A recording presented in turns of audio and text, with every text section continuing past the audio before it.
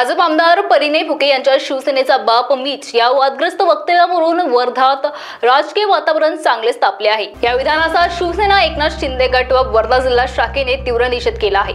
जिल्हा प्रमुख राजेश सराफ यांनी शहर प्रमुख प्रशांत शहागडकर यांच्या नेतृत्वाखाली कार्यकर्त्यांनी निषेध करत फुके यांना तत्काळ माफी मागायची मागणी केली। शिवसैनिकांनी इशारा दिला की जर माफी मागितली नाही तर तीव्र आंदोलन उभं केलं जाईल। शिवसैनिकांचा रोष लक्षात घेता जिल्ह्यात वातावरण चिघळण्याची शक्यता वर्तवली जात आहे। भाजप आमदार फुके यांच्याकडून यावर अद्यापही कोणतीही प्रतिक्रिया आलेली नाही। काल भारतीय जनता पक्षाचे आमदार परिणय फुके यांनी शिवसेनेचा बाप मीच याबद्दल आपली शिवसेना जिल्हा प्रमुख म्हणून आपली काय प्रतिक्रिया राहील?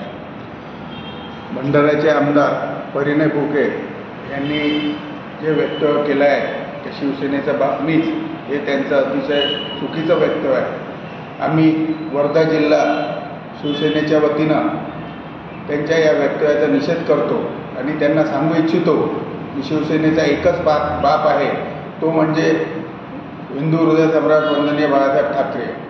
त्यांनी असे वक्तव्य करून महायुतीमध्ये मिठाचा खडा टाकण्याचा प्रयत्न केलेला आहे।